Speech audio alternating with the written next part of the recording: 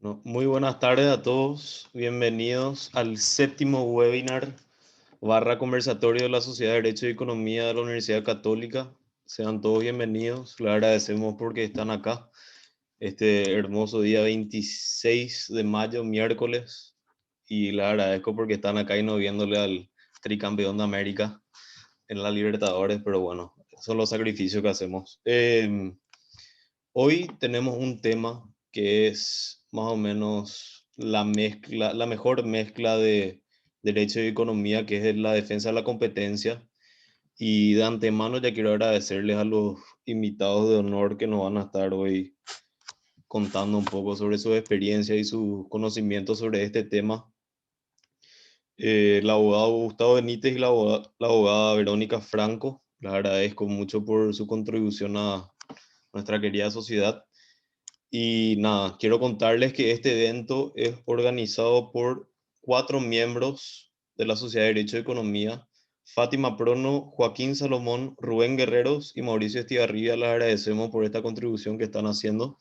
Y a todos los otros socios, son bienvenidos a organizar este tipo de charlas. Nosotros les vamos a dar todo lo que necesiten. Y bueno, no quiero más robarles su tiempo y Fátima ahora va a comenzar a moderar y a presentar un poco el tema. Bueno, muchísimas gracias, Isaac, por la presentación. Antes de ir empezando un poco con nuestro conversatorio, quiero dar las gracias a los presentes esta noche. Hoy nos acompañan estudiantes de economía, estudiantes de derecho. Veo que también hay autoridades de la CONACOM, hay profesores. Bueno, tenemos como un gran ecosistema de lo que sea, de lo que es interesados en el derecho de la competencia. Y bueno, quiero dar las gracias también a nuestros disertantes de lujo que nos acompañan hoy, a Verónica y a Gustavo. Voy a pasar a presentarles un poco a ellos. Primero presento a Verónica. Verónica es abogada por la Universidad Nacional de Asunción. Ella es también magíster en leyes por la Universidad de Columbia. Actualmente es socia en Ferrera Abogados y se especializa en transacciones corporativas y financieras. En el área de competencia, ella representó a importantes grupos económicos en proceso de control de concentraciones ante la autoridad de competencia. Así también esta noche nos acompaña Gustavo Benítez. Gustavo, él es abogado por la Universidad Católica, es también magíster en leyes por la Universidad Pompeu Fabra de Barcelona y actualmente se desempeña como director de investigación de la CONACOM, donde lidera todos los procesos, ya sea de control de concentraciones o actuaciones ante prácticas restrictivas. Habiendo presentado a nuestros disertantes, paso a explicar un poco la estructura de este conversatorio. Para hacerlo más dinámico, vamos a ir intercalando preguntas entre Gustavo y Verónica, haciendo como un ping-pong de preguntas y respuestas ya preestablecidas que sacamos del formulario de inscripción, donde todos los participantes pudieron dejar sus preguntas. Además, siéntanse libres de, si en el transcurso del conversatorio les surge alguna pregunta, dejarlas en el chat del Zoom, así nosotros las recogemos y las hacemos llegar también a los disertantes. Bueno, yo creo que podemos ir empezando. Voy a compartir nuestra presentación de la noche.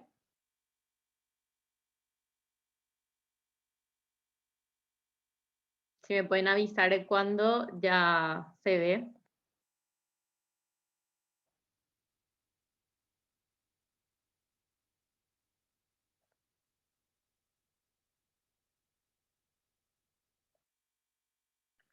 Se ve, Fátima.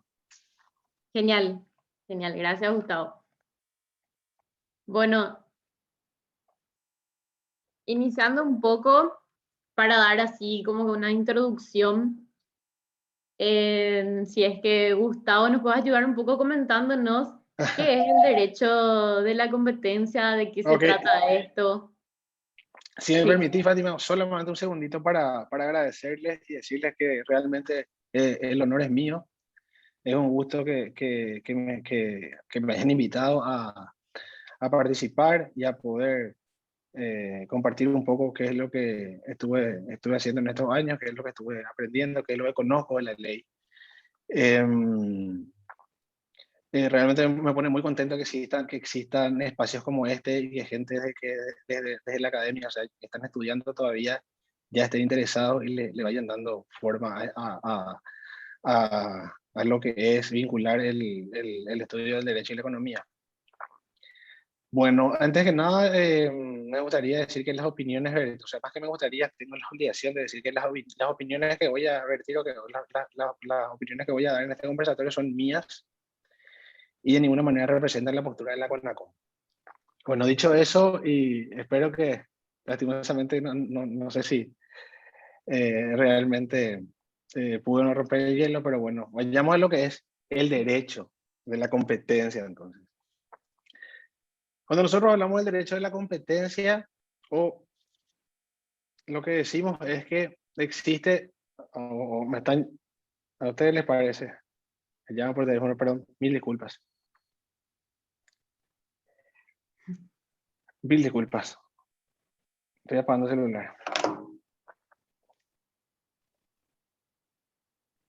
Bueno, el derecho de la competencia existe para proteger la competencia en una economía de libre mercado. Esto es un sistema económico en el cual la asignación de los recursos es determinada únicamente por la oferta y la demanda y no está dirigida por la regulación gubernamental. Este tipo de normas buscan promover que la competencia en el mercado sea efectiva y sin distorsiones. Esto tampoco significa que en un sistema de libre mercado cada sector sea librado a una competencia desenfrenada. Por ejemplo, áreas como los servicios relacionados a la salud o la provisión de servicios básicos, por ejemplo, suelen estar sujetos a la intervención o al control gubernamental. Bueno, cuando hablamos, por ejemplo, de política de competencia y derecho de la competencia, generalmente se utiliza esto como sinónimo, pero si profundizamos un poco más, vemos que son conceptos distintos. El primero, cuando hablamos de política de competencia, hablamos de un concepto más amplio, que describe la forma en que los gobiernos toman medidas para promover estructuras y comportamientos de mercado competitivos. Y por lo tanto, esta política de competencia incluye a un sistema de derecho de la competencia, que son reglas que buscan implementar la política de competencia, asegurando que las empresas que operan en el mercado no actúen de manera que perjudique la competencia. A primera vista, parece contradictorio que las leyes de competencia busquen controlar e interferir con la libertad de conducta de las empresas para promover la libre competencia, pero el Estado o los gobiernos se encuentran con paradojas similares como esta en otras esferas, como por ejemplo, hasta qué punto deben limitarse las libertades de los individuos para defender la libertad misma. En el contexto competitivo se hace necesaria la existencia de normas reguladoras que puedan hacer frente a las imperfecciones del mercado. Por ejemplo, si se dejan las empresas solas para que determinen su comportamiento o su conducta, es probable que éstas se coordinen o se coludan de una manera que sea rentable para ellas, pero que vaya en detrimento de la sociedad en su conjunto. Y por otra parte, el propio proceso competitivo entre las firmas puede producir un ganador que termine dominando el mercado, así como también pueden existir monopolios naturales en otros determinados mercados. En estos casos, puede considerarse necesario que la ley de competencia restrinja el comportamiento de una empresa que es dominante. Y por otra parte, también se pueden crear monopolios o empresas con posición dominante si se permite que los competidores se fusionen libremente entre sí. En tanto, el derecho de la competencia puede tener como objetivo impedir las fusiones cuando sea necesario preservar el proceso competitivo en el mercado. Y bueno, hasta ahí podemos ir. Podemos entrar un poco más en detalle, pero no sé si vamos a hacer un poco más dinámico. Podemos hablar un poco de lo que es el origen y demás, pero pero o cuáles son las provisiones genéricas de otras legislaciones, como por ejemplo el derecho antimonopolio en los Estados Unidos, que surge con la Sherman Act, pero tiene un antecedente en la legislación canadiense que no fue muy práctica y no pudo aplicarse. Pero no sé si entramos más en detalle o vamos pasando de tema, Fátima. Yo creo que podemos aclarar también un poco qué sería la competencia desleal, que es también yo creo que un tema Ok, sí. introductorio. Sí, normalmente se genera de mucha confusión sobre lo que es derecho defensa competencia desleal y por otro lado también lo que es derecho de defensa del consumidor.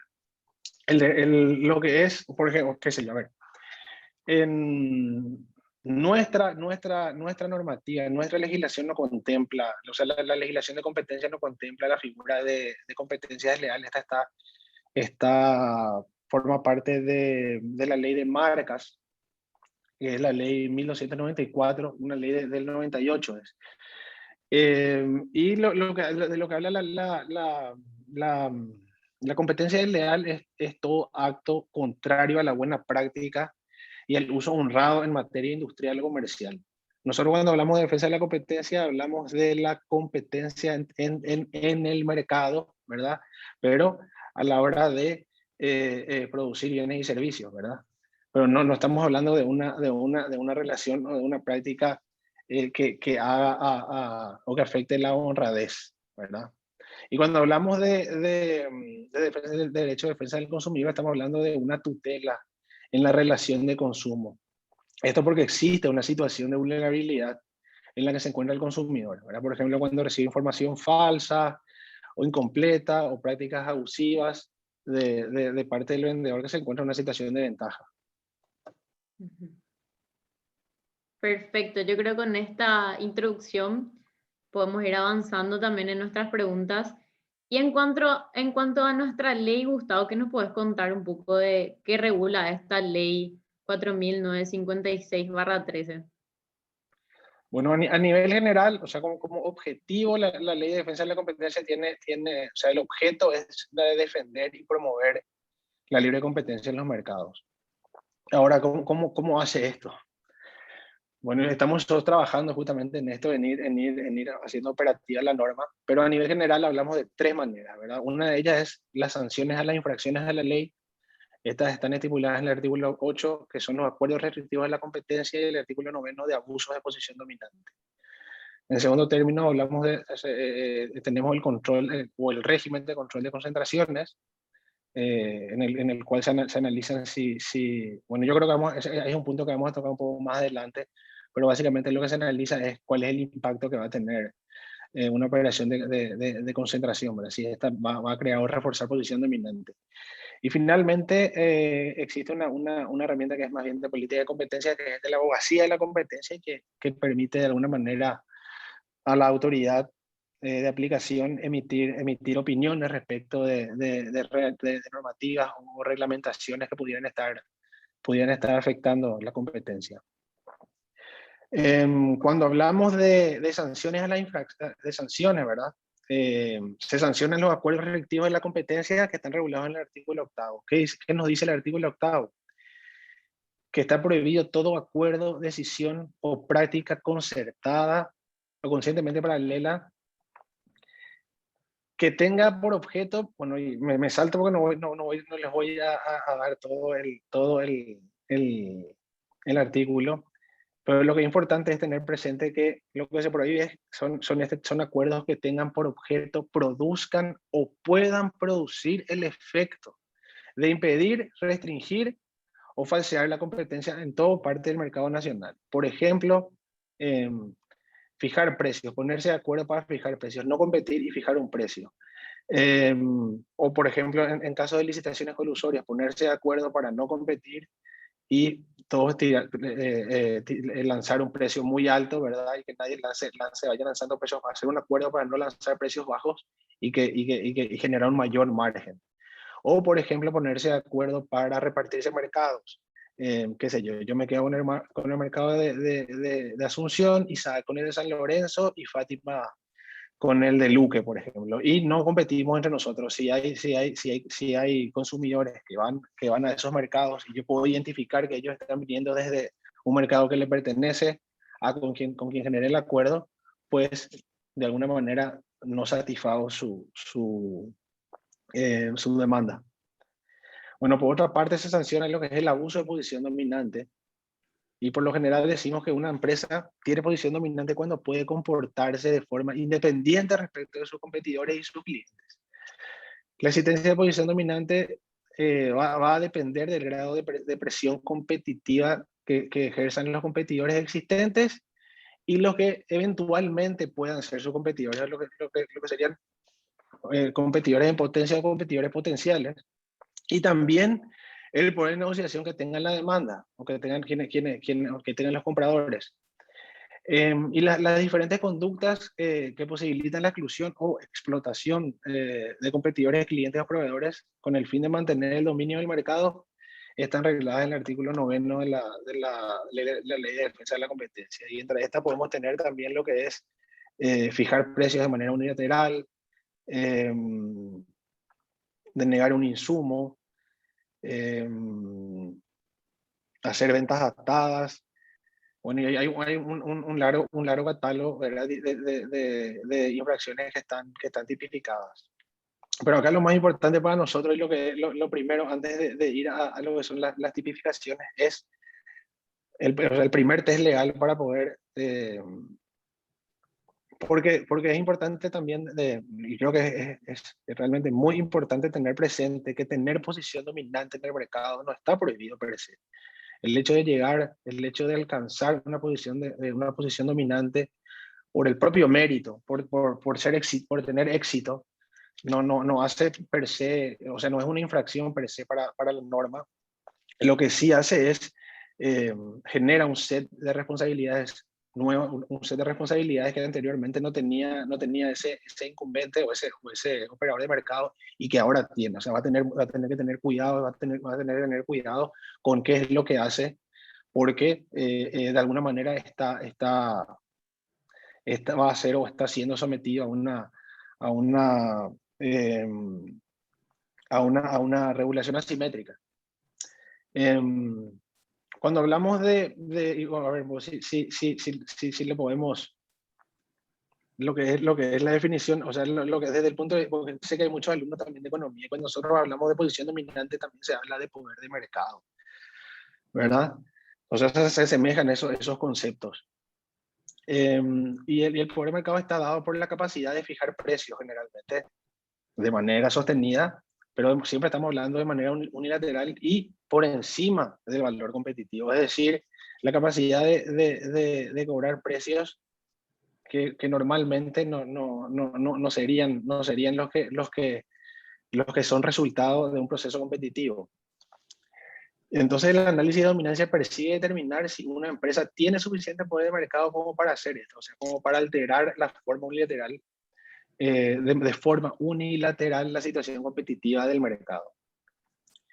Y de acuerdo al artículo 9, donde se establece cuáles son los criterios de razonabilidad para determinar si una empresa se encuentra o no expuesta a una competencia efectiva, tenemos lo que es el grado de sustituibilidad del bien o servicio, que es para lo que finalmente hacemos lo que es la definición del mercado relevante de producto y también el mercado geográfico, o sea, de qué productos estamos hablando o de qué grupo de productos estamos hablando, con qué se puede sustituir este producto, como para determinar con quiénes compite, o con qué otros productos, con qué otros servicios compite y en qué espacio geográfico se produce esa competencia. Y ahí tenemos que incorporar lo que es el criterio que analiza las barreras de entrada, en particular las legales, pero bueno, tenemos también otras que pueden ser barreras de entrada estructurales, ya, o que tengan que ver con la manera en que se compite o con las particularidades de ese mercado. Pero por lo general lo primero que revisamos es, una vez que definimos cuál es el mercado relevante, es ver si existen barreras de entrada regulatorias para acceder a ese mercado. Y finalmente vemos en qué grado esta empresa puede influir unilateralmente en la formación de los precios, si puede o O sea, una de estas tipologías es justamente influir en la formación de precios, o sea, fijar precios, pero también podemos hablar de si tiene la capacidad de restringir el abastecimiento, por ejemplo, o si tiene la capacidad de restringir la demanda, por ejemplo. Eso cuando hablamos en casos de monopsomnio, donde quien tiene el poder en el mercado es el comprador y no el vendedor, ¿verdad? O sea, invertimos el análisis. Y el grado en el que los competidores pueden contrarrestar este poder, o sea, el poder compensatorio que existe en la demanda.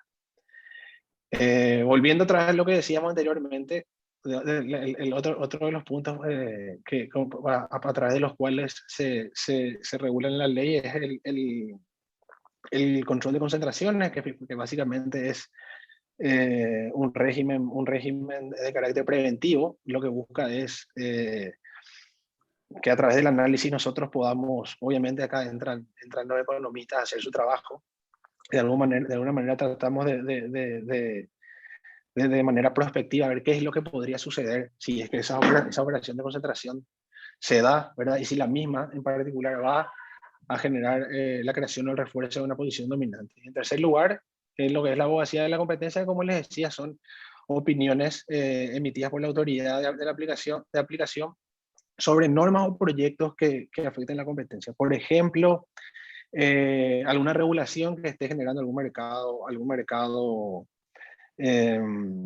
cautivo, por ejemplo, qué sé yo. Hace poco salió una opinión de la máxima autoridad, bueno, lo comento hasta acá porque ya es público. Existen determinados permisos o determinados permisos para importación, por ejemplo, de varillas, y hay toda una cuestión burocrática para poder acceder a estos permisos, ¿verdad? No todos tienen los permisos y el grado de discrecionalidad con el que se utilizan estos permisos dejan muchas interrogantes. Entonces, bueno, hubo una opinión ahí respecto de la utilización de esa herramienta de parte en este caso, del Ministerio de Industria y Comercio, como para que esa restricción legal a la importación de varillas no afecte la competencia acá y obviamente no termine afectando los precios. Bueno, y finalmente, para cerrar, de lo que regula la Ley de Defensa de la Competencia, no tenemos que volvernos de lo más importante, que es que crea la Comisión Nacional de la Competencia, que es la autoridad de aplicación de esta ley, ¿verdad? Y en el artículo 16 dispone cuál es su estructura organizacional y administrativa básica. Y lo que dice es que estará comprendida mínimamente por 2 órganos. Uno de ellos es el directorio, que es la máxima autoridad institucional, y por otro lado tenemos la dirección de investigación, que en este caso me toca presidir a mí hoy por hoy. A su vez, el decreto que reglamenta la ley dispone que la dirección de investigaciones, en el ejercicio de sus funciones, goza de autonomía funcional y goza de plena independencia. ¿Por qué es importante esto? No solamente a efectos de garantizar la separación entre el órgano instructor, el que investiga y eventualmente el que acusa, y por otro lado el órgano resolutivo, que es el que tiene que tomar la decisión, el que hace las veces de juez,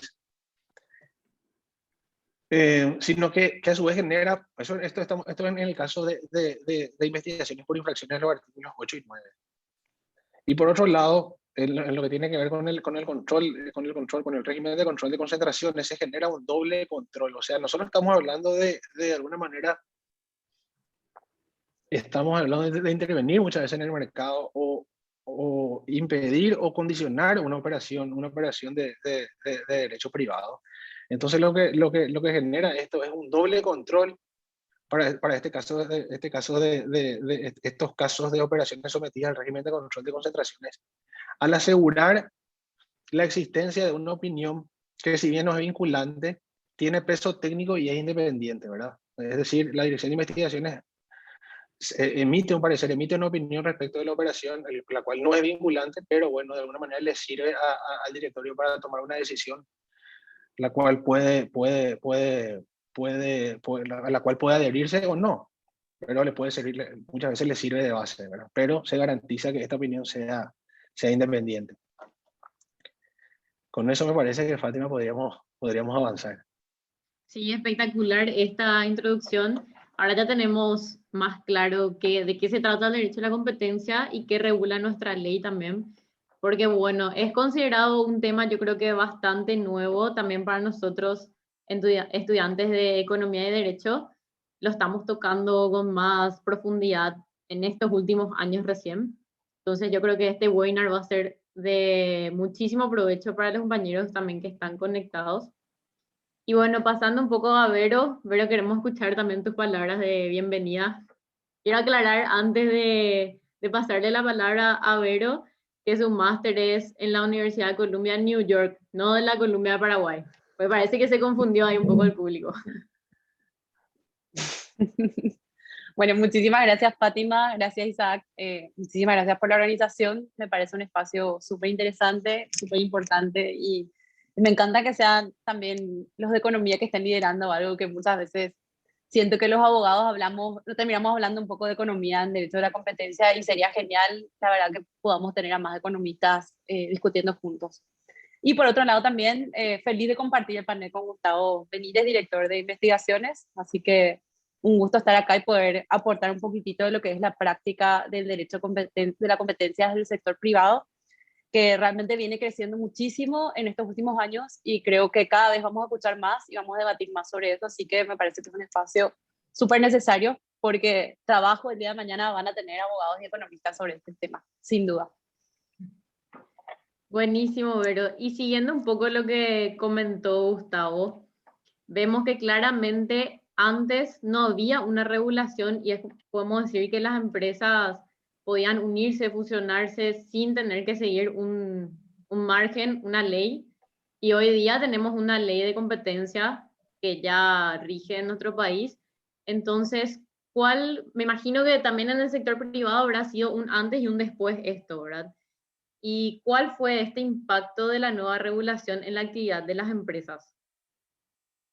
Sí, la verdad que es re interesante porque Paraguay es realmente el penúltimo país en Latinoamérica en tener una normativa de competencia. O sea, ¿y eso qué significa? Significa que países como Argentina, países como Brasil ya vienen de tener normativas que regulen esto muchísimos años atrás, ¿verdad? Y de hecho que ahora mismo están renovando, modificando sus leyes, ¿verdad?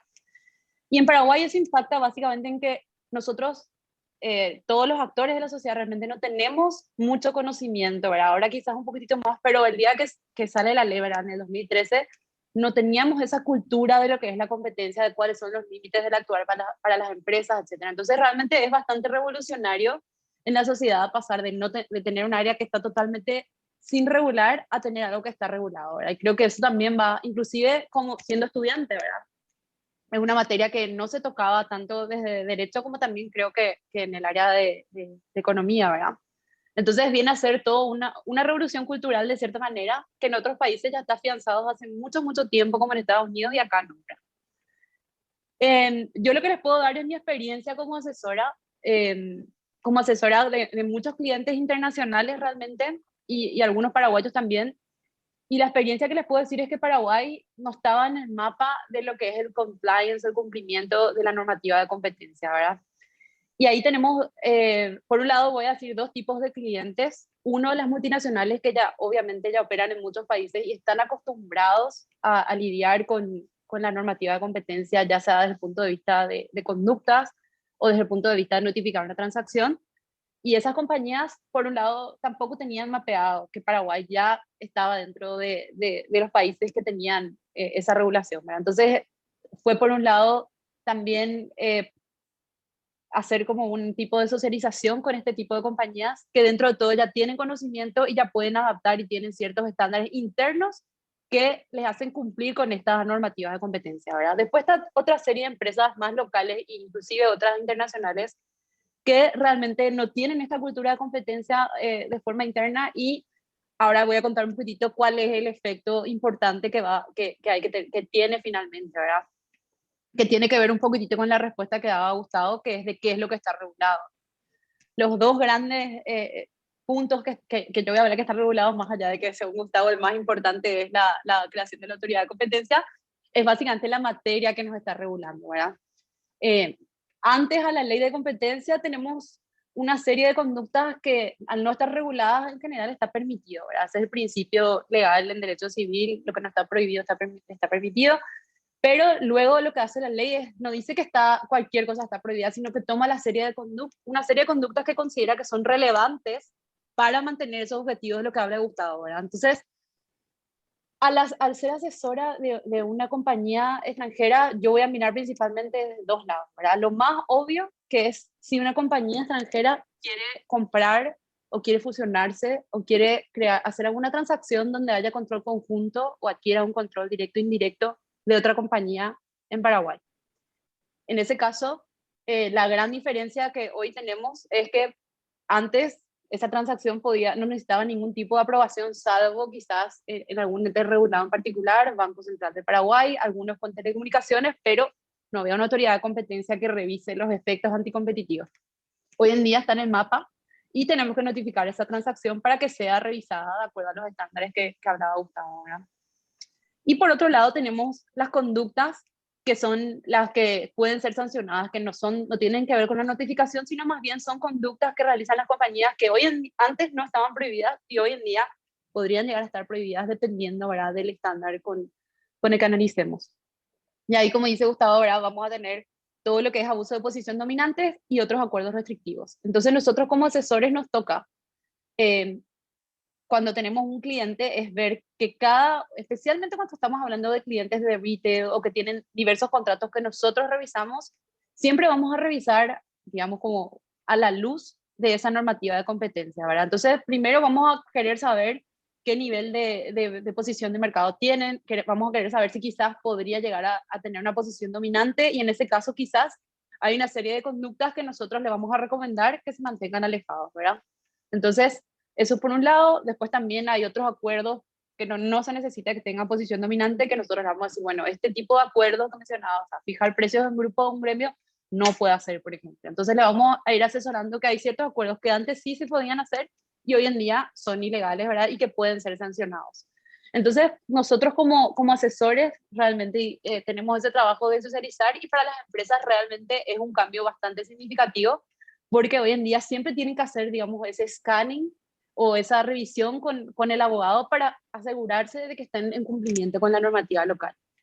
Y con las multinacionales realmente es algo que se da muchísimo más que con las locales, este proceso de revisión previa en conductas principalmente. Y la respuesta, el porqué de esa pregunta es porque estas empresas multinacionales que tienen sucursales en la Unión Europea o en otras jurisdicciones más sofisticadas, donde ya tuvieron experiencias de tener sanciones por realizar conductas anticompetitivas, saben lo caro que les sale incurrir en este tipo de incumplimientos y saben que al final es mejor asegurarse de que esté todo bien para no tener que lidiar con sanciones que realmente son millonarias. No sé si leen los casos de Google, los casos de Microsoft, casos súper grandes que tienen realmente multas muy importantes. Entonces, es un análisis económico también el que hacen las compañías y dicen, la verdad que nos sale mejor hacer un análisis ex ante, por eso, de repente, esa proactividad diría que viene más de las multinacionales, pero el impacto al final también los hay, ¿verdad?, en lo que es las empresas locales, que yo creo que cada vez más están más conscientes y también proactivas en lo que es ese cuidado de cumplir con la normativa. Vero, mencionaste que antes habían acuerdos que estaban permitidos que hoy día ya no. ¿Tenés algún ejemplo de eso? ¿Se te viene algo a la mente? En los acuerdos que mencionaba Gustavo, por ejemplo, un contrato donde yo le digo a mi competencia, vos podés ir y manejar la ciudad el barrio Villamorra y yo me encargo del barrio Iguazatí, hoy en día es ilegal, antes no era ilegal, ¿verdad? Toda la serie de acuerdos restrictivos de la competencia que hoy en día, porque distorsionan esa competencia que la ley promueve, justamente hoy en día están prohibidos y antes no estaban prohibidos y de hecho que podrían hacer, o sea, no habría ningún tipo de conflicto con la ley si se hacía, si se hubieran hecho, ¿verdad? Entonces, realmente es novedoso pasar de un momento en el que nada está prohibido de eso y al decir desde 2013, bueno, esto sí que está prohibido. Entonces, es cambiar realmente una cultura bastante importante, ¿verdad? Un trabajo muy, muy, muy arduo que tenemos que hacer no solamente de la autoridad, sino también, yo creo, los asesores, ¿verdad? Claro. Perfecto. Y pasando un poco a lo que es el control de concentraciones, Gustavo, ¿será que nos puede explicar más o menos de qué Uf, trata y qué busca también el control de concentraciones? bueno, acá con la doctora Franco bastante experiencia hay. Ella es parte ya también de la historia, creo yo, de la implementación de la norma, porque ella estuvo presentando muchos casos realmente, nos hizo trabajar bastante. Bueno, cuando nosotros hablamos de análisis, de control de concentraciones o el análisis de fusión y adquisiciones, tenemos que decir, como le decía antes, el mismo es prospectivo, o sea, es mirar hacia adelante, qué es lo que va a pasar en el futuro. Es intensivo en el análisis económico, o sea, acá es donde entran a lucir, a lucirse los economistas, ¿verdad? Ahora bien, típicamente la mayoría de las operaciones de fusión y adquisiciones no generan problemas de competencia, eh, ya que predominan motivos de efectos de eficiencia o procompetitivo. Nosotros todavía estamos en una fase inicial, digamos, esto lo digo siempre a título personal, en cuanto a lo que es el conocimiento, el funcionamiento de los distintos mercados y ir desarrollando lo que es el análisis económico en cuanto a la competencia, ¿verdad? ¿Qué es lo que queremos ver? Por suerte, nosotros tenemos una cuestión muy particular, ¿verdad? Que se tuvo en cuenta en la normativa, porque históricamente, y es el caso paraguayo, los regímenes están orientados a evitar la creación o refuerzo de posición dominante. O sea, nosotros en Paraguay lo que tenemos que hacer es ver que si la operación va a crear o va a reforzar posición dominante.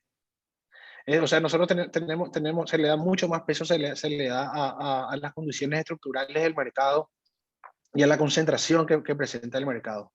Pero de un tiempo a esta parte, bueno, esperemos ser el doble o el triple de gente, o ya hablando de la CONACOM, no sé si voy a seguir no estando ahí, que puedan hacer un análisis un poco más profundo, que sería un análisis que debería prevenir la reducción sustancial de la competencia, y que es un análisis que tiene que tiene más énfasis en el análisis de los potenciales efectos, es menos formalista, o sea, es menos formalista respecto de las cuestiones estructurales. O sea, hoy el análisis es un poco más, eh, a ver, ¿cuál es la estructura del mercado? O sea, primero que nada hay que definir el mercado relevante. Estamos tratando de trabajar mucho en generar ese incentivo en, en los operadores económicos que están presentando, que están notificando operaciones, a que de alguna manera hagan un análisis previo de cuál es el mercado relevante a efectos de que la autoridad eh, pueda revisar y ver si tiene o no algún tipo de dudas al respecto de cómo se determinó ese mercado relevante. Porque ya una vez que tenemos y podemos definir cuál es ese mercado relevante, podemos armar la estructura del mismo y podemos tener en cuenta entre quiénes se está compitiendo. Esto cuando hablamos de una operación horizontal, ¿verdad? Pero nos ayuda a tener presente entre cuánto se está compitiendo, qué share de mercado tiene cada una de estas compañías, y a ese share de mercado se le aplican determinadas métricas que a nosotros nos ayudan muchas veces a asumir algunas, encontrar lo que le llaman safe harbors, o por ejemplo, o lo que sería presunciones de que dados los números que nos aportan las métricas, no habrían problemas de competencia. Entonces, eso nos ayuda en un futuro, y ojalá sea muy cercano, a descartar mucho más rápido operaciones de concentración que hoy todavía nos llevan mucho tiempo, pero porque todavía estamos muy limitados en cuanto a lo que son recursos humanos, y bueno, yo creo que en cuanto a expertise también, eso se hace al día a día.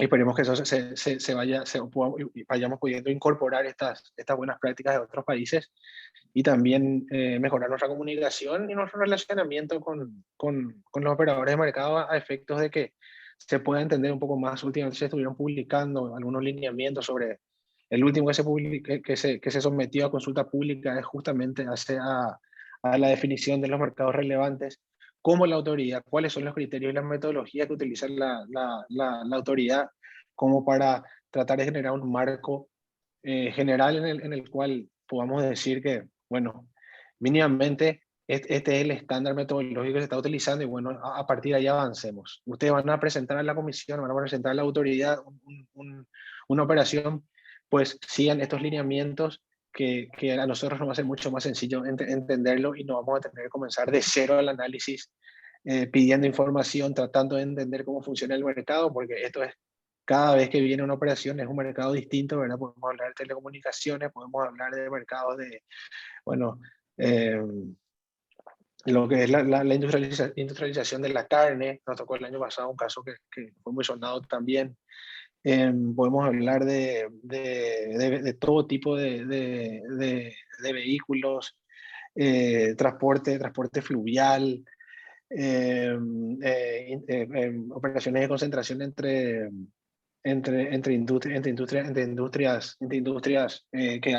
que producen tecnología para el tratamiento de granos. Entonces, cada vez que vamos a entrar a un análisis, realmente se hace muy complejo poder empaparse rápidamente del funcionamiento de ese mercado y poder realmente determinar cómo se compite, entre quiénes se compiten y cuáles serían las características o los factores que podrían hacer que una empresa pueda alcanzar una posición dominante o poder determinar que ya tenía posición dominante de manera previa y que con esta operación se está reforzando esa posición dominante. Después podemos profundizar un poco más en lo que son los tipos de operación de concentración y demás, ¿verdad? Y más o menos qué cuestiones tenemos en cuenta. Claro. Fátima, solamente Y efecto de seguir avanzando un poco más nomás, pero la sí, escucho. y una pregunta rápida, yendo un poco a lo económico. ¿Cuándo la CONACOM dice, bueno, efectivamente esta empresa tiene una posición dominante en el mercado frente a otras? Bueno, esa no es una pregunta que tiene la misma respuesta siempre, Fátima. En este 2 más 2 no es 4, nosotros analizamos operaciones que son horizontales, operaciones que son verticales y también, como decías, ¿verdad? Operaciones que son de conglomerado. Por lo general, las de conglomerado y las verticales no generan problemas de competencia o lo que son las teorías del daño o las situaciones que podrían determinar que una empresa tenga o no posición dominante son están muy acotadas, entonces es mucho más fácil poder analizar. Sí, es que es un mercado que no es tan complejo como son los mercados ahora de todo lo que tiene que ver con las plataformas digitales y demás, genera un desafío totalmente fuera de escala para lo que es o lo que propone el derecho de defensa de la competencia. Nosotros se hace un análisis y bueno, hay una serie de pasos que tenemos que ir siguiendo, ¿verdad? Una metodología que en base a la experiencia que estamos ganando se va consolidando, ¿verdad?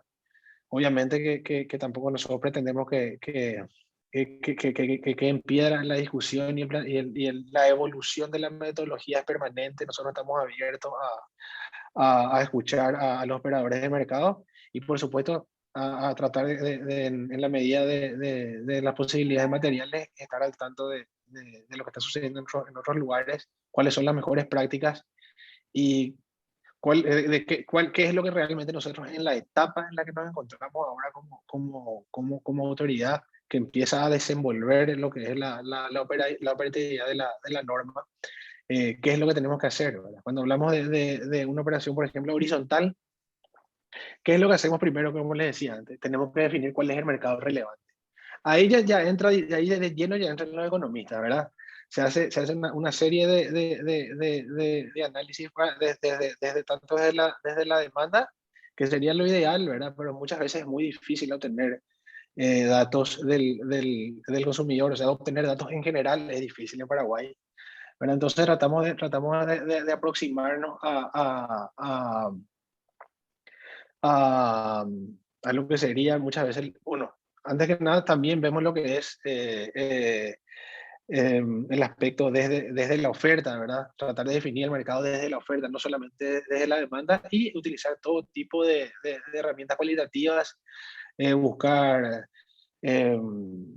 desde informes de opinión, pasando por cualquier tipo de documento que nosotros podamos encontrar y podamos ir incorporando en nuestro análisis.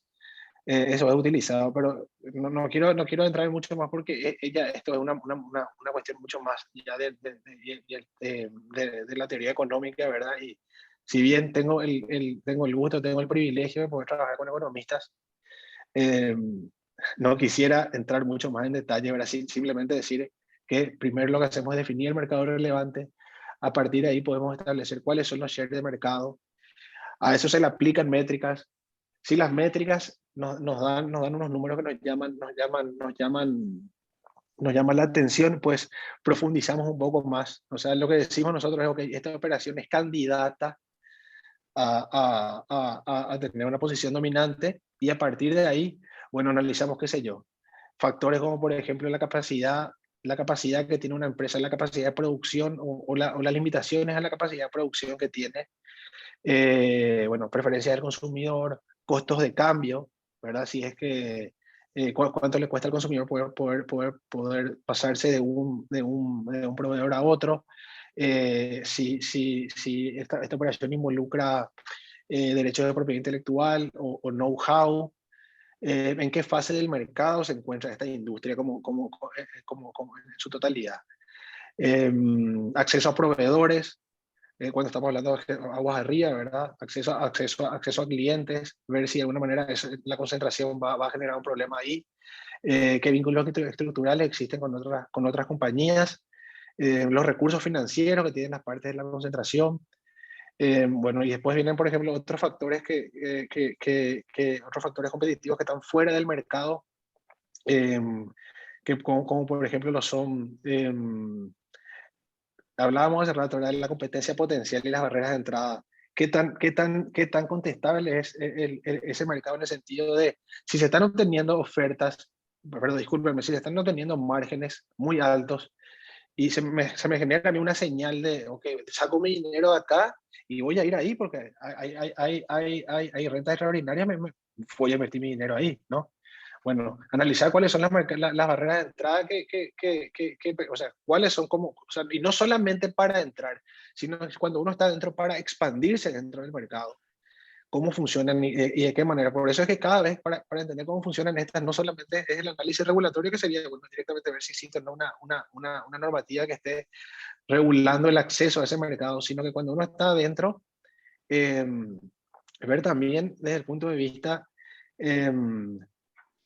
de la dinámica de ese propio mercado, qué tipo de barreras pueden generarse. Y bueno, finalmente lo que es el poder compensatorio de la demanda, si es que tiene o no tiene poder para compensar esos aumentos de precios el vendedor, el comprador, digamos. Y así rápidamente, cuando hablamos de operaciones verticales, que son, qué sé yo, comprar un proveedor, o sea, integrarme verticalmente con mi proveedor o con uno de los proveedores, o integrarme verticalmente con uno de los distribuidores, lo que vemos es si es que existe la posibilidad de un cierre de mercado, es decir, yo estoy comprando un proveedor que es muy importante para el resto de los competidores, y en nuestro caso casi como que analizamos si el proveedor al que le estoy comprando tiene posición dominante entre los que le compiten. Es decir, si es que quienes están en el mercado conmigo se proveen de él también, qué tipo de teorías del daño podrían generarse a partir de ahí, y ver si tengo la habilidad para hacerlo y si tengo el incentivo. Lo mismo para lo que es el acceso al cliente, para lo que es el acceso a la distribución, si yo estoy accediendo a un distribuidor que es muy importante en el mercado o no. Y finalmente, lo que es un poquitito más, todavía estamos tratando de entrar ahí, lo que es el acceso a la información comercial sensible, ¿verdad? ¿A qué tipo de información yo puedo acceder cuando le estoy comprando a un proveedor que le estaba proveyendo antes a mi competidor, o cuando estoy adquiriendo un distribuidor que antes que está hoy está distribuyendo productos de mi competidor? Y para lo que son las de conglomerado, muy difícil, ya son básicamente las mismas teorías, son básicamente los mismos factores lo que analizamos. Pero volviendo otra vez al inicio, lo que buscamos es que se crea o refuerza una posición dominante, es decir, nosotros analizamos mucho más lo que es la estructura del mercado, más que qué podría pasar. Nosotros primero vemos cómo está estructurado el mercado, vemos eso y bueno, y a partir de ahí vamos armando nuestra dominancia, pero no es solamente, no vamos al efecto primero y ver si podría darse o no el efecto, porque necesariamente para que la autoridad de competencia, porque ¿qué es lo que sucede a partir del análisis de control de concentraciones? Esto puede o aprobarse, puede aprobarse con condicionamientos, es decir, que la autoridad de competencia diga, bueno, ustedes quieren, les aprobamos esta operación, pero tienen que cumplir determinadas reglas de conducta durante determinado tiempo, o tienen que cumplir con determinados condicionamientos estructurales. Podría ser desinvertir, vender una unidad operativa, o finalmente lo que puede suceder es que se rechace la operación de concentración. Pero para que esto suceda, es necesario o sea, es una condición necesaria, o sea, necesario, o sea, no es, a ver cómo decirles.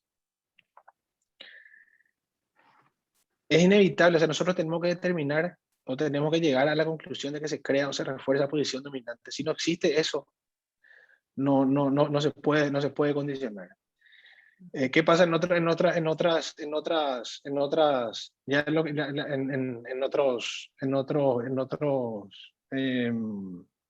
otros países donde ya evolucionó, ya evolucionó el marco legal y donde el análisis ya es otro, se hace más un análisis de los efectos? Bueno, el peor de los efectos sería crear o reforzar una posición dominante. Para nosotros es lo primero, eso es lo único que tenemos que determinar. Bueno, podemos ver claramente que no es así nomás que llega un caso y decimos, ah, bueno, tiene posición dominante o no, sino que cada caso es un mundo y depende mucho del mercado en el que se esté trabajando también. Y bueno, pasando un poco a lo que tiene que ver con el derecho, yo creo que esta pregunta va un poco más dirigida a Vero. Vero, cuando se te presenta una transacción, ¿cuál sería la función del abogado asesor en relación a la normativa de competencia? Bueno, la gran diferencia, volviendo un poquitito hacia atrás, es que antes las transacciones se hacían y no le preguntábamos a nadie, ¿verdad? Ahora lo que pasa es que antes de implementar o antes de firmar el contrato, las buenas prácticas dicen que esa transacción o las características de esa transacción va a pasar por un abogado asesor. ¿Y qué vamos a hacer nosotros? Normalmente nos preguntan si hay alguna obligación de notificar, cuándo hay que notificar, cómo es el proceso de notificación. Y bueno, normalmente hay muchas preguntas porque no está muy socializado el tema de lo que es la notificación en Paraguay, ¿verdad? Entonces nosotros vamos a pedirle una serie de informaciones al cliente para determinar si esa transacción tiene que notificarse o no, ¿verdad? Le vamos a preguntar probablemente si las compañías involucradas venden productos o servicios en Paraguay, cuáles son los mercados en los que están operando, si hay algún tipo de solapamiento horizontal, si hay algún tipo de relación vertical entre los productos uno y otra. Le vamos a hacer una serie de preguntas, ¿verdad? Bastante económicas realmente. Yo creo que jugamos un poquitito a ser economistas desde el lado derecho. Y también le vamos a preguntar cuánto fue la facturación bruta del ejercicio fiscal inmediatamente anterior al de la transacción de ambas compañías involucradas, ¿verdad? ¿Por qué? Porque la ley básicamente nos da dos elementos fundamentales para determinar no si la transacción debe ser aprobada, como nos explicó Gustavo, que es bastante complejo si sabemos si se aprueba o no se aprueba, si va a estar condicionado, sino nosotros tenemos un parámetro objetivo bastante más simple, que es determinar si la transacción debe ser o no notificada. Y la ley es bastante específica, que te dice que todas las transacciones, para donde exista un cambio de control o ¿verdad? Que puede ser por varias formas, ¿verdad? Y donde esas empresas involucradas facturaron determinada cantidad de dinero, hay un piso, ¿verdad? Que cuando vos decís, bueno, llegan a este piso que aproximadamente 32 millones de dólares es, más o menos, está en salarios mínimos, pero yo les paso el cálculo al día. O la otra opción es que tengan una participación en un mercado como resultado de la transacción de 45% o más, ¿verdad? Entonces esos son los dos parámetros objetivos que pone la ley para decir, bueno, todo esto me vas a notificar, ¿verdad? Y de nuevo, eso no significa que esas transacciones notificables puede ser que tengan o no efectos, ¿verdad? Pero nuestro trabajo en prima fase, digamos, en la primera instancia con el cliente va a ser recopilar toda esta información para determinar si la transacción es notificable o no. Y ahí probablemente también vamos a tener que analizar el riesgo de que esa transacción sea aprobada, sea condicionada o sea rechazada, porque eso también obviamente va a determinar la estrategia del cliente si lleva adelante la transacción o si la cambia o si la analiza un poquitito más. Y también obviamente vamos a tener que tener un papel importante en todo lo que es el diseño del acuerdo transaccional en un mundo ideal, ¿verdad? Donde podamos contemplar los riesgos, la colaboración que tiene que haber entre las partes y los riesgos en el caso de que la transacción sea condicionada o sea rechazada o simplemente aprobada, ¿verdad? Entonces, es un trabajo mucho de recopilar información, de poder ir armando, similar a lo que dice Gustavo, de empaparnos un poquitito con el mercado en particular, ¿verdad? Que es totalmente diferente uno a otro. Y con eso, ¿verdad? Poder decirle, bueno, sí tenés que notificar y estas son así funciona en Paraguay, ¿verdad? Hay que tener en cuenta también que estas cuestiones que la ley paraguaya establece no es igual al parámetro que pone el vecino, que pone Argentina, que pone Brasil, etcétera. Entonces, es bastante, hay que, digamos, de nuevo socializar con el cliente, ¿verdad? ¿Y por qué siempre me refiero a lo internacional cuando hablo de este tema de notificación? Es porque por el threshold tan alto de facturación anual, es bastante alto, 32 millones de dólares de facturación anual en un año, ¿verdad?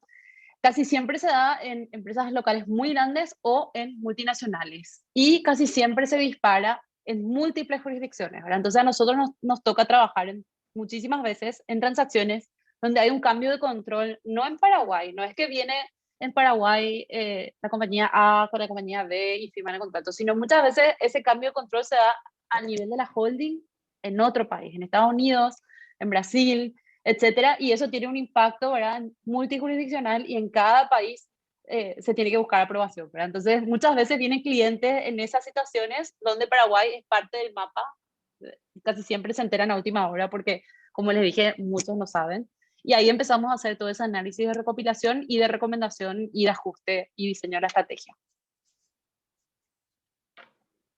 Perfecto, o sea que hay veces que no solo se toman en cuenta nuestra ley, sino que las leyes de regulación de otros países también, en un mismo caso.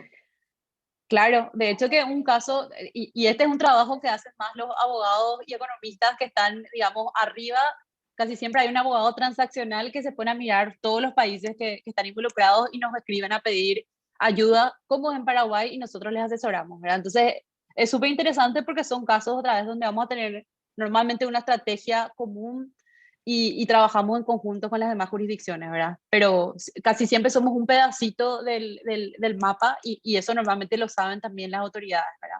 Porque es algo que sale en los diarios, la aprobación sale, digamos, van como haciendo el check en cada país del mundo, porque son compañías que tienen, obviamente, que operan en diferentes países del mundo. Claro. Vero, ¿nos puedes contar también de repente profundizar un chiquitito más de cómo es este proceso de preparación cuando un caso tiene que ser notificado a la autoridad de competencia, en nuestro caso en el Paraguay, a la CONACOM?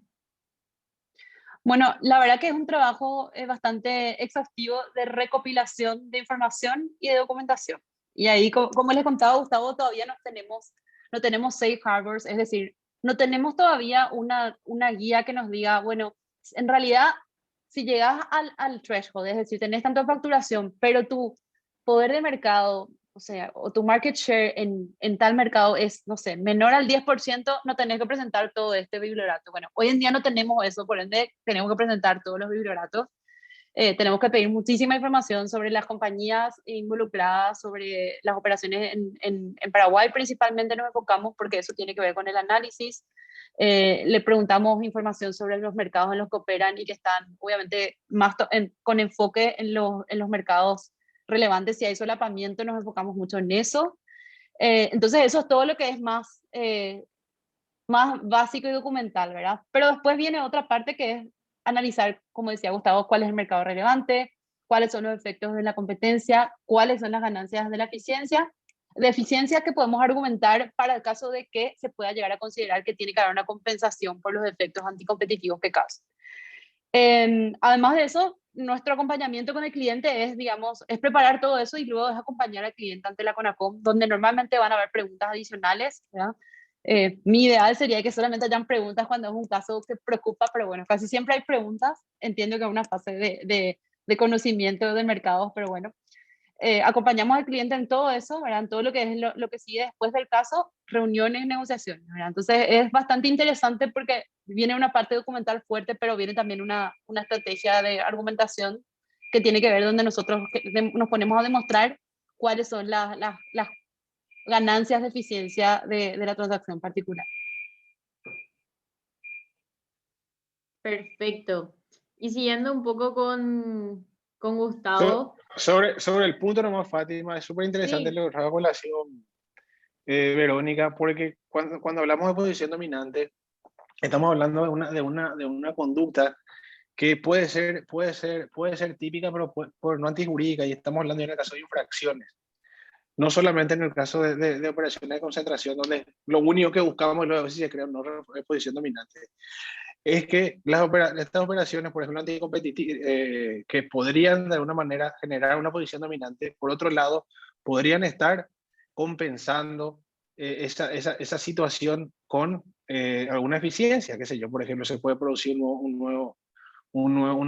se puede invertir más en investigación y desarrollo, pueden haber mejores productos, pueden de repente hacerse desaparecer márgenes, por ejemplo, y hacer que los productos sean más baratos. Entonces son cuestiones que tienen que tenerse en cuenta a la hora de analizar las operaciones de concentración, pero también cuando analizamos o cuando investigamos infracciones por abuso de posición dominante, podría darse que una conducta sea típica, ¿verdad? De que un dominante esté abusando de su condición, pero por otro lado exista una eficiencia que pueda de alguna manera ser considerada como atenuante, bueno, más que como atenuante, realmente como justificativa o como que esté compensando la situación, ¿verdad? Entonces es importante tener eso en cuenta porque hay conductas, cuando hablamos de acuerdos, ¿verdad? Y si bien no es el caso de Paraguay, de que existen acuerdos contra los cuales no se pueden presentar defensas de eficiencia, es decir, este acuerdo anticompetitivo presenta determinadas deficiencias. Eso se puede hacer en Paraguay. En doctrina y en derecho comparado, nosotros vemos que por ejemplo, lo que tienen las infracciones como, por ejemplo, fijación de precio, reparto de mercados, licitaciones colusorias, eso es simplemente determinar o que la autoridad de competencia o la autoridad investigativa lo que tiene que hacer es demostrar que existió la infracción y listo. No tiene que demostrar que exista ningún efecto anticompetitivo ni la investigada puede defenderse diciendo o alegando eficiencias. Repito, no es lastimosamente el caso en Paraguay, pero bueno, es importante tenerlo presente porque en cuanto a lo que es la utilización de recursos de la autoridad, y sobre todo para la investigación de este tipo de conductas que son especialmente, eh, restrictivas en la competencia, debería realmente reducirse mucho más la carga sobre la autoridad para poder sancionar de manera mucho más rápida. ¿qué serían estas eficiencias que mencionaste, Gustavo? Y por ejemplo, qué sé yo, yo voy a comprar a un distribuidor, a lo mejor le estoy comprando al distribuidor más dominante, pero realmente por otro lado, voy a hacer desaparecer un margen que es gigantesco y que puede, que al hacer desaparecer ese margen, porque voy a estar integrado, voy a vender mucho más barato mi producto. Mi producto va a ser comercializar mi producto va a ser mucho más barato, entonces yo lo que voy a hacer es de alguna manera trasladar esa eficiencia al consumidor final. Y eso podría ser tenido en cuenta por la autoridad a los efectos de considerar una compensación de una creación o refuerzo de posición dominante. O inclusive en un caso de infracción. No quiero entrar nomás mucho en cuanto en temas de infracción porque La tipología y las eficiencias que pueden presentar diferentes conductas son, si bien la tipología, ¿verdad? Pueden ser dinámicas o pueden ser estáticas, eh, están bien definidas, ¿verdad? Ahora hablar y referirse a eficiencias en para determinadas infracciones, parece que prefiero guardarme entrar en esa discusión. Perfecto. Creo que antes ya nos estuviste contando un poco cómo es el análisis, el proceso de un caso de control de concentraciones. Entonces, para de repente aprender un chiqui más, ¿qué sería la diferencia, por ejemplo, entre una concentración vertical y una horizontal? Y de repente, ¿cuál lleva un análisis más profundo? Si es que una lleva un análisis más profundo que otra también. Y bueno, mira, antes que nada, lo voy a tener presente, es que cada análisis, o sea, siempre hablamos de que es caso por caso, sobre todo cuando hablamos de infracciones, pero cuando hablamos de análisis de concentración también es caso por caso. Se dan situaciones donde, por ejemplo, algunas autoridades de competencia en determinados países aprueban una operación de concentración, pero en otros países, por ejemplo, rechazan. Y, qué sé yo, a la hora de definir los mercados relevantes, por ejemplo, no los definen de la misma manera. Eso sin siquiera tener en cuenta que muchas veces los marcos normativos son distintos. Bueno, cuando hablamos de operaciones horizontales, hablamos de operaciones entre competidores. Esas son el tipo de operaciones sobre las que deberíamos tener prestar más atención. Las verticales son cuando hablamos como te decía, ¿verdad? Cuando hablamos de integración con mercados ascendentes o mercados descendentes, ¿verdad? Cuando yo le compro a mi distribuidor o cuando me integro con mi proveedor. Y el caso de conglomerado, por lo general lo que se hace es definir por descarte. Se dice que es conglomerado cuando no es ni horizontal ni vertical. Pero realmente, o sea, a ver, realmente lo que buscamos realmente es que si se pueden plantear problemas cuando estos operadores de mercado participan en mercados que están relacionados. Pero como te digo, operaciones de conglomerado que no son ni verticales ni horizontales, pero de alguna manera podría existir algún tipo de relación. Y ahora mismo estoy tratando de pensar en alguna, seguramente Verónica tiene varios ejemplos porque ella hay varias operaciones en las que eh, nos tocó discutir, ¿verdad? Son operaciones de conglomerado. Por lo general no presentan problemas de competencia, ni las de conglomerado ni las verticales. Y mucho más difícil aún es, siguiendo el estándar de nuestra ley, que es el estándar de creación o refuerzo de posición dominante, que una operación de conglomerado crea o refuerza una posición dominante o una vertical.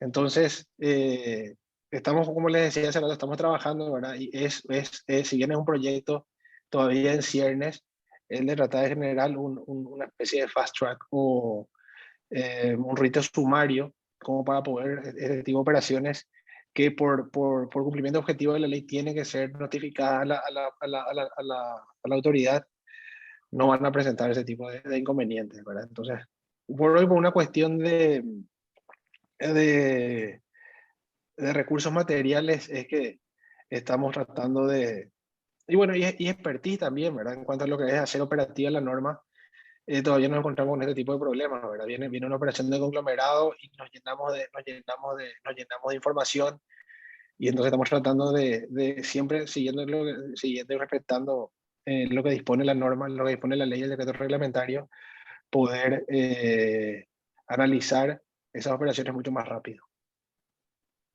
Entonces podemos decir que las concentraciones horizontales son más llamativas para la CONACOM, las que se dan entre competidores. Yo diría que en general, Fátima, General. a todo nivel, sí. Las horizontales son las que hay que analizar con más detenimiento. Genial. Siguiendo un poco con Vero. Porque para cerrar nomás, porque por ejemplo, qué sé yo, cuando hablas de horizontales, es comprarle a tu competidor. directamente, o sea, o sea, es directa, la afectación podría ser directa, ¿verdad? Puede ser un competidor que a lo mejor es chico, pero que venía con muchísima innovación o con muchísimo ímpetu ganando posición de mercado o con alguna nueva metodología de comercialización que hace que de alguna manera se genera una disrupción. Entonces, ¿qué sucede? Los grandes directamente van y compran el problema. Eso de alguna manera distorsiona la fase del mercado en la que estaba a punto de generarse, ¿verdad? Eh, y bueno, entonces eso vuelve otra vez a reforzar o podría crear una posición dominante, ¿verdad? Ujú. Buenísimo. Y siguiendo un poco con Vero, Vero, si nos puedes comentar cuáles crees que son los desafíos más importantes a la hora de asesorar en materia de control de concentraciones. Bueno, es más o menos lo que hablamos antes, ¿verdad? Para cada caso no tenemos una norma general que nos diga qué va a pasar ni cómo hay que actuar, ¿verdad? Es empaparnos sobre el caso en particular y entender muchísimo la estructura del mercado, ¿verdad? Lo que decía Gustavo. Es encontrar en ese mercado en particular cuáles van a ser los efectos. O sea, realmente es desafiante desde el punto de vista económico, yo creo, y muchas veces lidiar un poquitito con la ansiedad del cliente que quiere una respuesta prima fácil. En realidad se necesita muchísima información para poder dar un análisis de riesgo real sobre lo que puede pasar. Y aún así no vamos a poder predecir con exactitud lo que va a pasar, ¿verdad? Y otra cosa que es importante tener en cuenta, que más allá de que nosotros usamos muchísimos precedentes internacionales a la hora de argumentar un caso o de buscar precedentes, el hecho de que no tengamos tantos precedentes locales también es un desafío adicional porque nos es muy difícil predecir de nuevo qué tipo de criterios va a tomar nuestra autoridad, ¿verdad? Más allá de que en general puedo decir que mira mucho lo que es Unión Europea y también precedentes brasileños y argentinos que son regionales, ¿verdad? Entonces, por ese lado, si bien hay cierto nivel o sea, uno puede predecir de cierta manera, hay cuestiones que necesariamente tienen que decidirse acá como para que tengamos mayor claridad, ¿verdad? Entonces, esa incertidumbre de lo nuevo que es el sistema, que yo creo que también es algo con lo que lidia la CONACOM, es un desafío importante en la materia, pero creo que a medida que pasen los años y que las prácticas se vuelvan más sofisticadas y más exhaustivas principalmente, yo creo que va a cambiar el escenario. Perfecto. Gustavo, ¿nos puedes recordar un poco cuáles son los resultados en un proceso de control de concentraciones? Creo que ya habías comentado antes, pero como para especificar un chiquitito más. Sí, sí, un control de concentraciones. Se puede aceptar la operación de concentraciones, se puede aceptar la operación de concentraciones y imponer condicionamientos. Y, como le decía, condicionamientos que pueden ser estructurales o pueden ser conductuales. Y finalmente se puede rechazar la operación de concentración.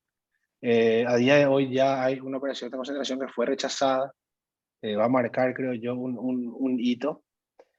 Y hay una serie de operaciones de concentración que fueron condicionadas a cumplimiento de condicionamientos conductuales.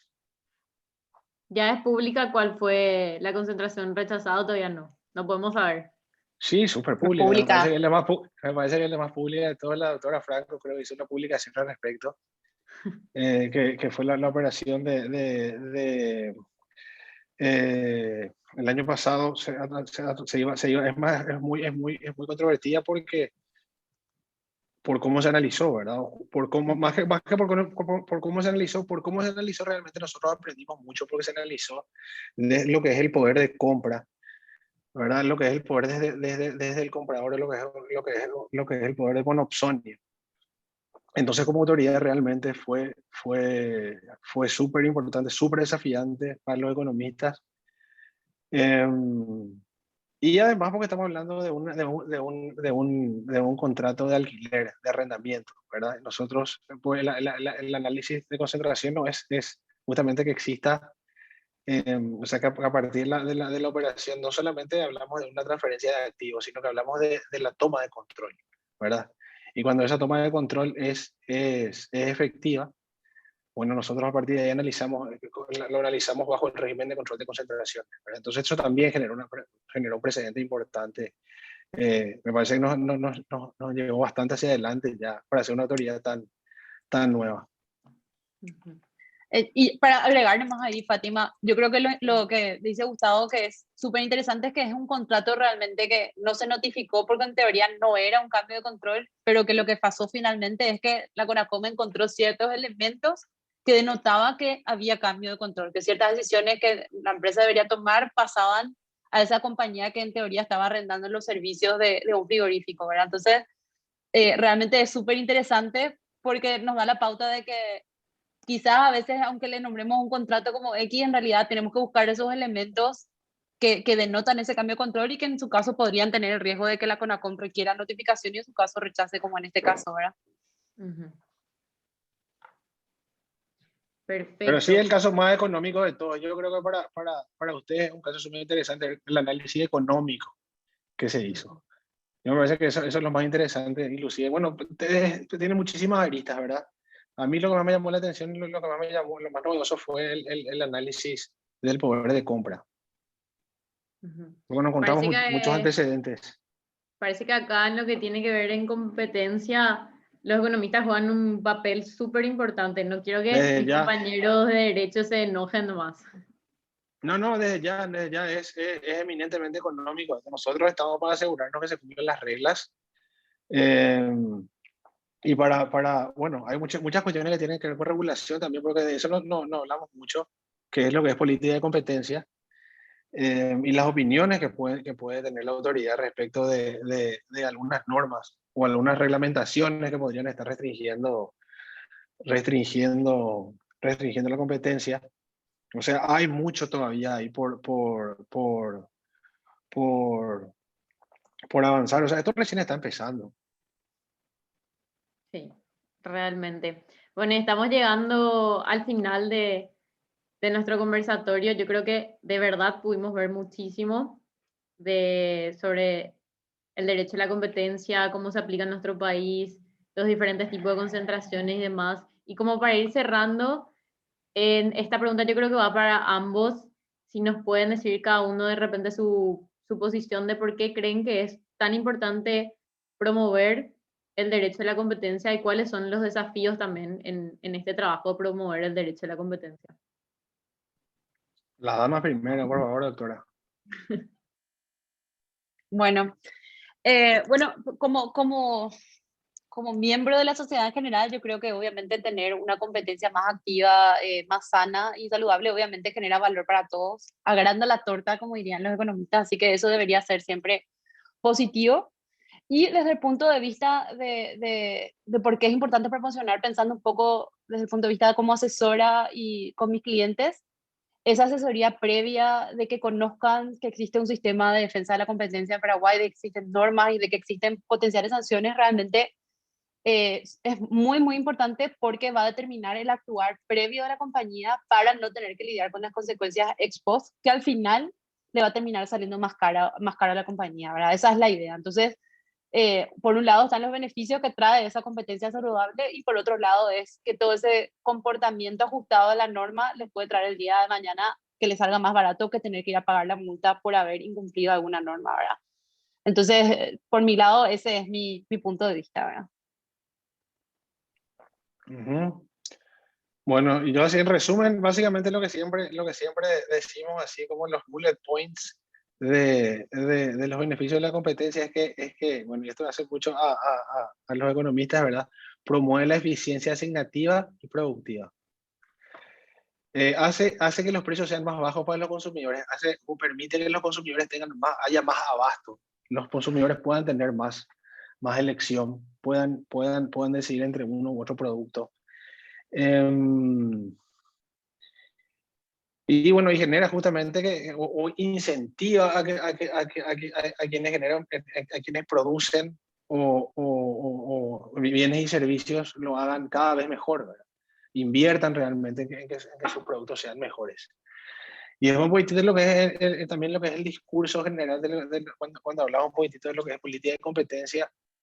Y a lo mejor nos ponemos un poquito más en tela así, un poco de discurso, ¿verdad? Pero es una expresión de valores actuales. O sea, una política de competencia es una expresión de valores actuales y objetivos actuales de la sociedad.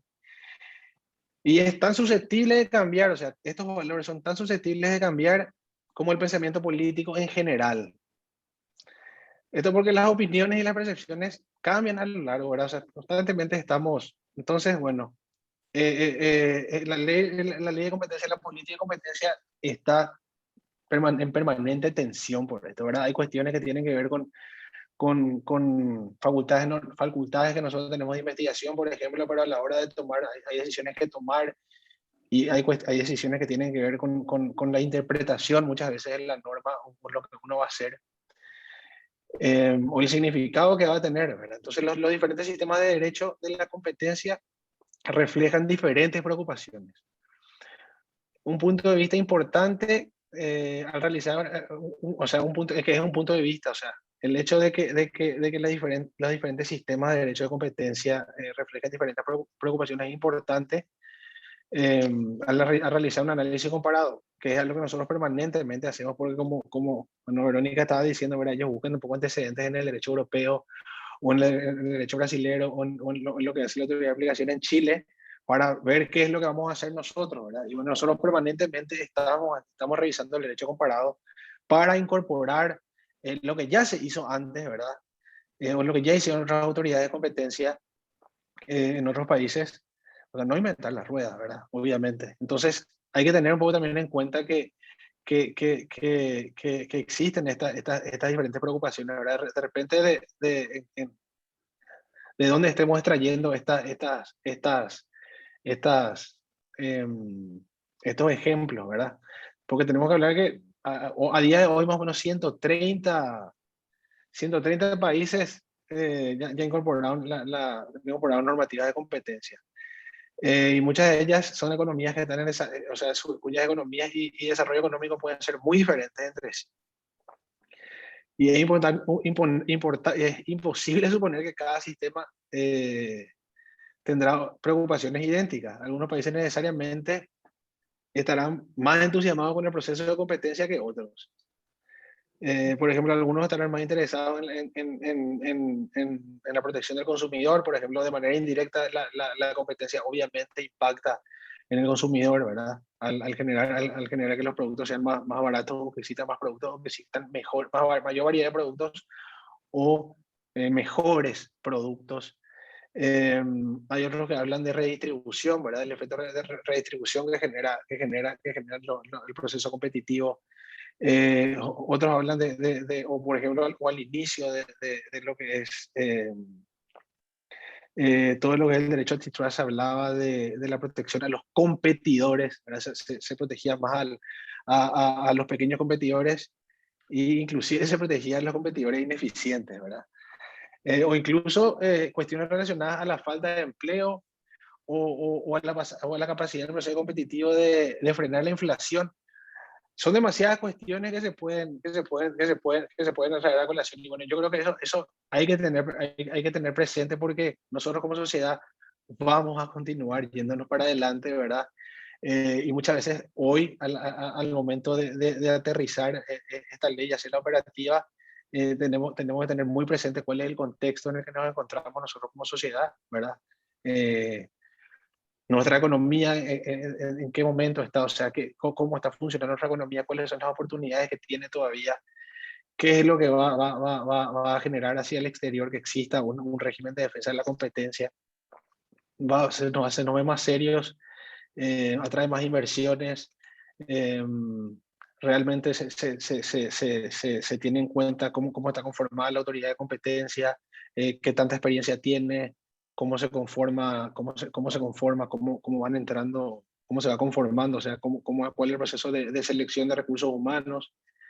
Y otro tema que debe mencionarse que tiene que ver con todo lo que estamos hablando es que la ley de competencia puede no tener tanto que ver con una política en particular.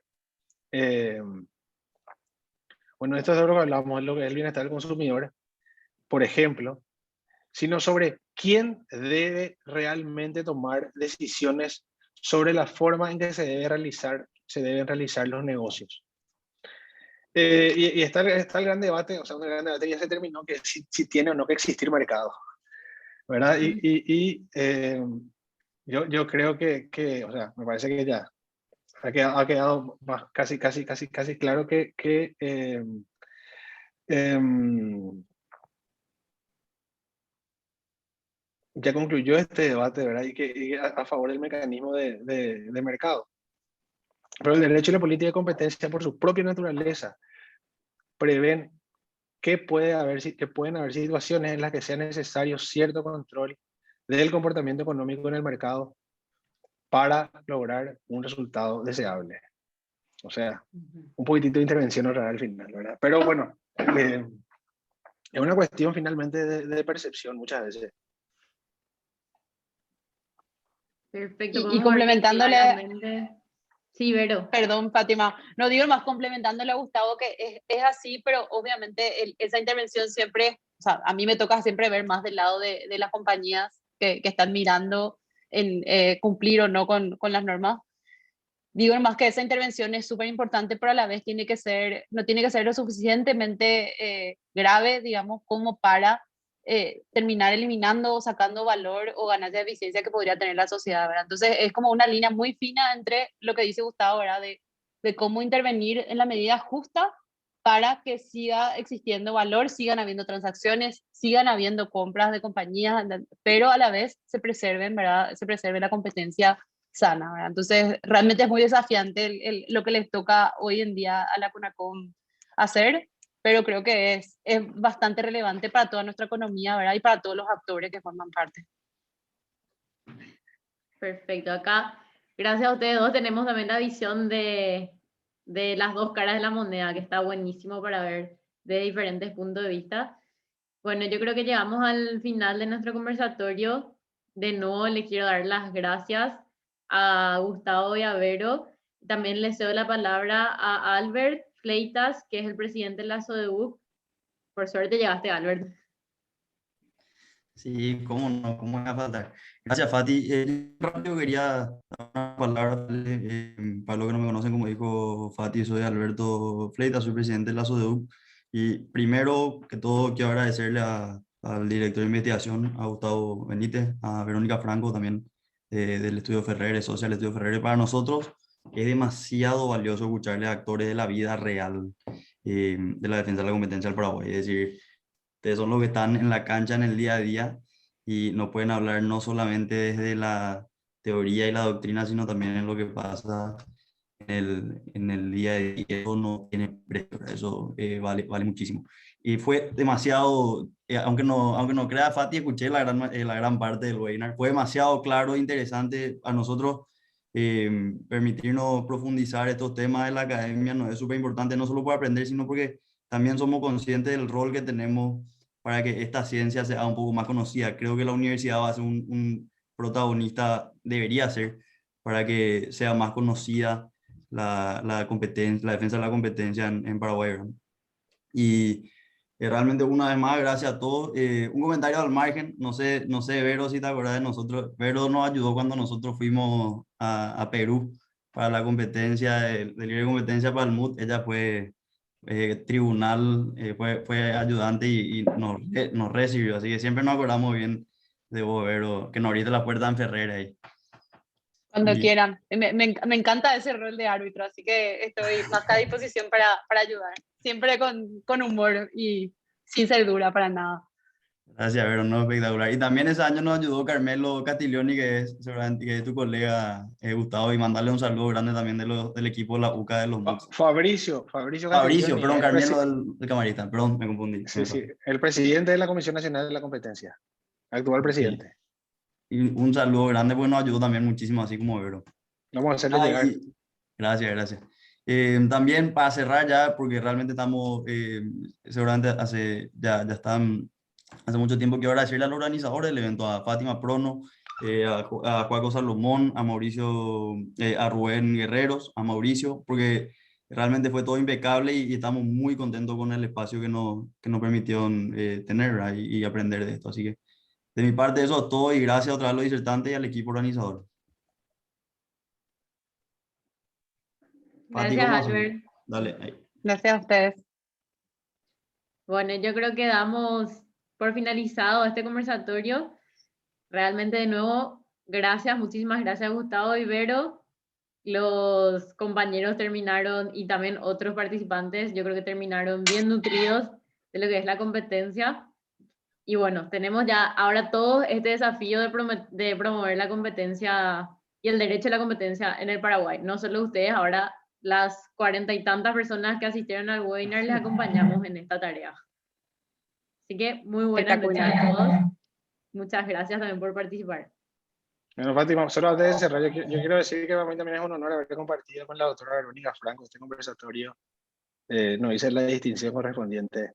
Ahí me toca trabajar mucho con Verónica desde que estoy y bueno, nos hace trabajar mucho, pero bueno, es realmente un gusto poder compartir con profesionales de su experiencia, de su expertise sobre todo, ¿verdad? Entonces, nada más, simplemente decir eso, agradecerles a ustedes y bueno, tener presente nomás que esto es una cuestión que recién está empezando en el país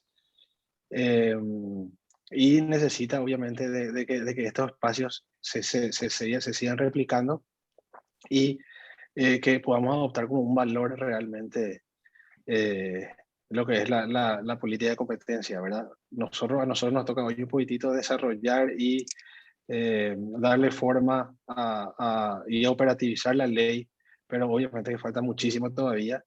Y bueno, estar y viendo que ustedes ya desde la universidad se están preocupando por esto es esperanzador realmente. Entonces, muchísimas gracias por el espacio. Gracias Gustavo.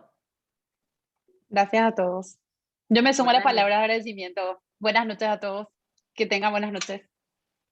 Buenas noches. Chao, chao. Buenas noches, chao, chao, gracias.